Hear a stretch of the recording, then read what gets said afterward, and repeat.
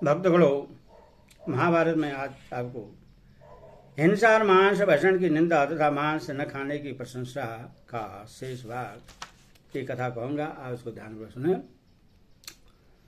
भीष्म जी ने कहा, बेटा, मांस न खाने में बहुत से लाभ हैं, मैं उन्हें बता रहा हूं, सुनो।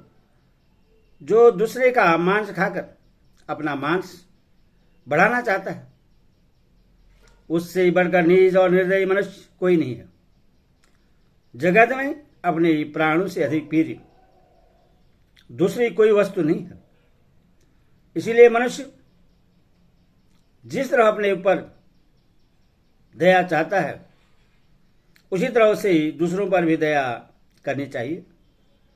मांस भक्षण करने से महान पाप होता है और उससे न खाने से बहुत बड़ा पुण्य होता है। समस्त जीवों पर दया करने के समान यहलोक और परलोक में कोई कार्य नहीं है। दयालु मनुष्य को कभी भय का सामना नहीं करना पड़ता। दयालु और तपस्वी के लिए यहलोक और परलोक दोनों सुखद होते हैं। जो मनुष्य दया प्राण होकर संपूर्ण प्राणी को अभयदान करता है, उससे सब प्राणी अभयदान देते हैं। वह घायल हो, लड़खड़ाता हो, गिर पड़ा हो, पानी के बहाव में खींचकर बह जाता हो, आहत हो रहा हो, अथवा किसी भी विषम अवस्था में पड़ा हो, सब प्राणी उसकी रक्षा करते हैं। हिंसक पशु, पिशाच और राक्षस भी उसके प्राण नहीं लेते। जो मनुष्य दूसरे जीवों को भय से बचाता है, वह स्वयं भी भय का अवसर आने पर उससे छुटकारा पा जाता है।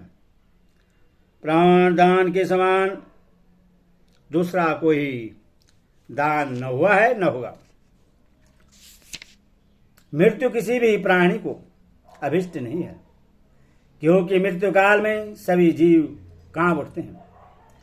इस संसार समुद्र में समस्त प्राणी सदा गर्भवास, जन्म और बुढ़ापा आदि के दुख से दुखी होकर चारों ओर भटकते रहते हैं।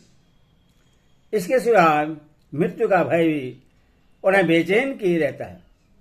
गर्भ में आए हुए प्राणी मलमूत्र के बीच में रहकर सार, अमल और कटु आदि रसों से, जिनका स्पर्श अत्यंत कठोर और दुखदायी होता है, कष्ट पाते रहते हैं। मांस लोलुप जीव जन्म लेने पर भी परवश होते हैं। वे बार बार शस्त्रों से काटे और पकाए जाते हैं। उनकी यह दुर्गति प्रत्यक्ष देखी जाती है। वे अपने पापों के कारण कुंभिपाक नरक में डाले जाते हैं और भिन्न भिन्न योनि में जन्म लेकर गला घोट घोट कर मारे जाते हैं। इस प्रकार उन्हें बारंबार संसार चक्र में भटकना पड़ता है। इस भूमंडल पर अपनी आत्मा से बढ़कर कोई प्रिय वस्तु नहीं है। इसीलिए सब प्राणियों पर दया करो और सबको आत्मभाव से देखें। जो मनुष्य जीवन भर किसी भी जीव का मांस नहीं खाता, उससे निसंदेह सर्वलोक में श्रेष्ठ स्थान मिलता है। जो जीवित रहने की इच्छा वाले प्राणियों के मांस खाते हैं, वे भी दूसरे जन्म में उन प्राणियों द्वारा भक्षण किए जाते हैं। इस विषय में मुझे तनिक भी संदेह नहीं है। युधिष्ठिर, जिसका वध किया जाता है वह प्राणी कहलाता है। मां स भक्ष्यते यशमाद भक्ष्यत हो तम्प्यहम, अर्थात आज मुझे वह खाता है तो कभी मैं भी उसे खाऊंगा। यही मांस तत्व है। इससे ही मांस शब्द का तात्पर्य समझें।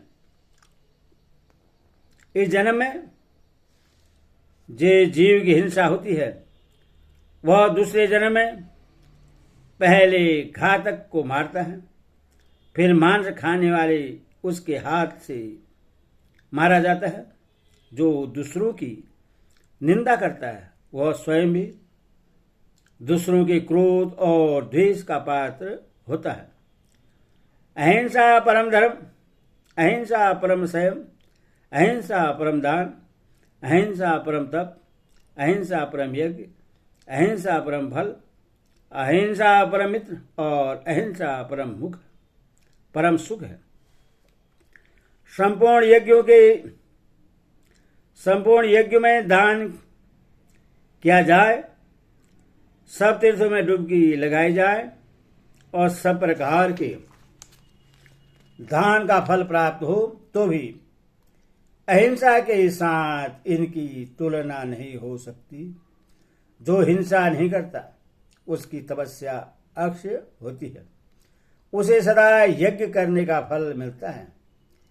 हिंसा न करने वाला मनुष्य संपूर्ण प्राणियों के माता पिता के समान है। युधिष्ठिर, यह अहिंसा का फल बतलाया गया है। अब इससे भी अधिक उसका फल होता है। अहिंसा से होने वाले लाभ का 100 वर्षों में भी वर्णन नहीं हो सकता। हरि ओम तत्सत।